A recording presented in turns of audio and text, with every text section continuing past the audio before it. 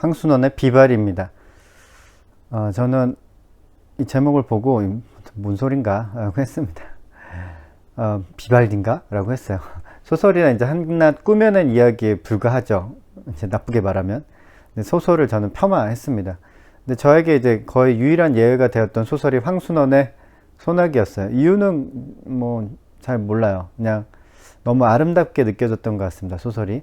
아름다운 이야기라고 하기에도 적절하지 않은 것 같기도 한데, 근데 왜냐면 이제 좀 비극이잖아요. 황순원의 소나기는. 황순원의 소나기에서 이제 느꼈던 감정은 아름다운 예술품을 보고 왜인지 모르겠으나 그냥 이제 끌리는 것 같은 뭐 그런 느낌이었어요.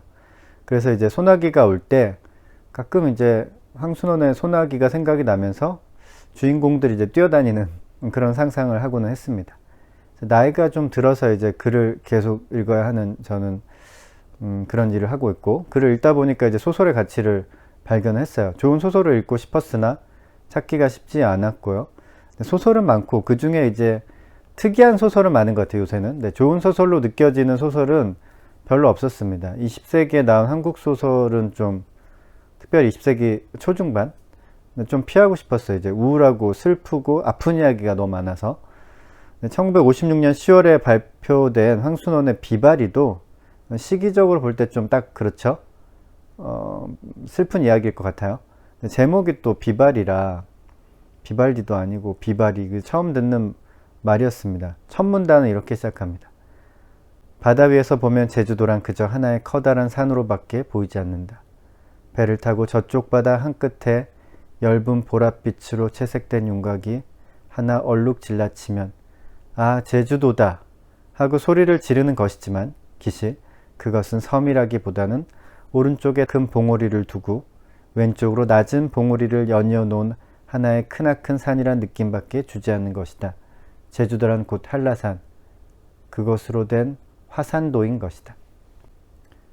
소설의 배경은 제주도입니다. 네, 일단 반가웠어요. 왜냐하면 대한민국 사람 중에서 제주도를 싫어하는 사람이 있을까요? 별로 없을 것 같아요. 있어도 이제 아주 소수에 불과하겠죠. 제주도를 배경으로 하는 소설이라는 점에서 반가웠습니다. 1950년대의 제주도는 어떤 모습이었을지 궁금하기도 했어요. 근데 소설 속 제주도는 황순원 작가가 소개하는 제주도죠. 제주도를 소개받는다면 누구에게 소개받는 것이 좋을까요? 아무래도 이제 말재주가 좋은 또는 글솜씨가 뛰어난 사람에게 소개받는 것이 좋을 것입니다. 비바리는 황순원 작가의 제주도 소개이기도 합니다. 줄거리는 준이라는 청년이 제주도에서 이제 물질을 하는 한 처녀를 만나서 사랑에 빠지지만 준이가 이제 육지로 나가게 되자 결국 헤어진다는 이야기입니다. 네, 별 이야기 아닌 것 같죠? 흔한 이야기. 네, 비바리는 제주도 방언으로 처녀를 뜻하는 말입니다. 처녀를 비바리, 노처녀를 작신비바라고 한다고 합니다. 소설에서 이제 설명을 해주고 있고요. 그래서 제목이 비바리입니다. 그러니까 준이와 사랑에 빠진 비바리는 준이가 이제 육지로 같이 나가자는 제안을 거절하는데 그 이유는 명확하진 않아요. 제대로 설명하진 않습니다. 비바리는 자신이 육지로 나가지 못할 몸이라고 이제 말합니다. 비바리는 청춘 남녀의 이제 사랑 이야기죠. 그러나 이제 사랑 이야기에 사랑만 있는 것은 아닙니다. 우리나라 이제 역사에 잘 거론이 되지도 않고 사람들이 잘 모르지만 가슴 아픈 사건 중에 하나가 이제 제주 4.3 사건입니다. 소설 속의 청춘 남녀의 사랑은 4.3 사건과 깊이 연루되어 있습니다. 그 4.3 사건이 무엇인지 어떤 일이 있었는지에 대해서는 설명하지 않아요. 뭐 역사책이 아니니까. 그러나 이제 갑자기 막 훅 들어옵니다. 4.3 사건이. 준이네가 서귀포로 오던 날은 며칠째 비가 뿌리다가 날이 들면서 바람이 좀 치는 날이었다.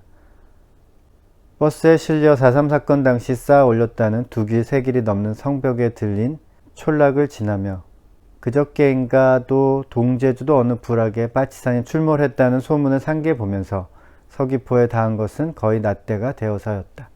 육지에 사는 사람들은 잘 몰랐겠지만 제주도에서 이제 4.3 사건의 상처는 어느 곳에나 있을 것입니다.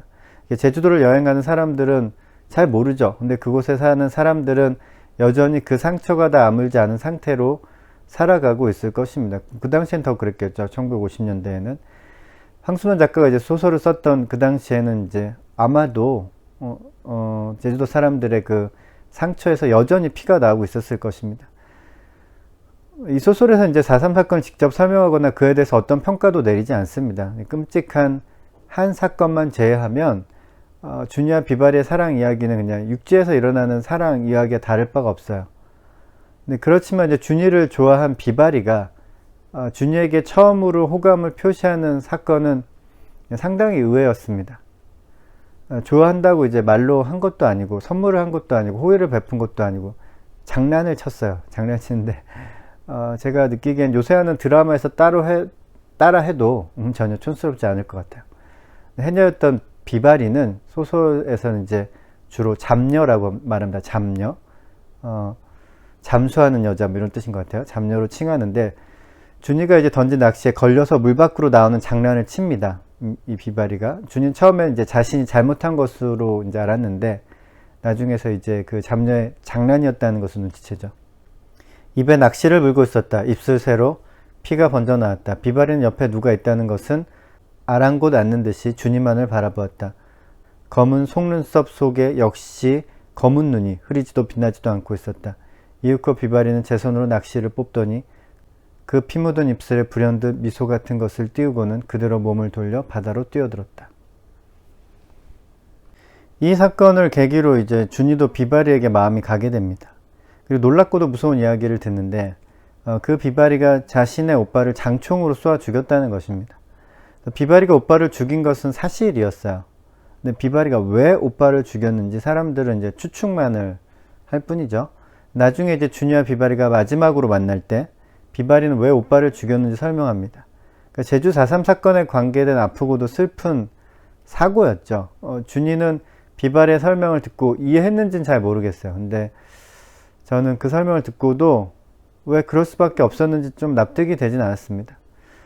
저는 제주 4.3 사건에 대해서 듣기만 들었지 제대로 알아본 적이 없어요. 좀 복잡하더라고요. 꽤나 오랜 시간 동안 일어난 일이고요. 시간을 들여서 살펴볼 필요가 있는 사건이라고 생각합니다.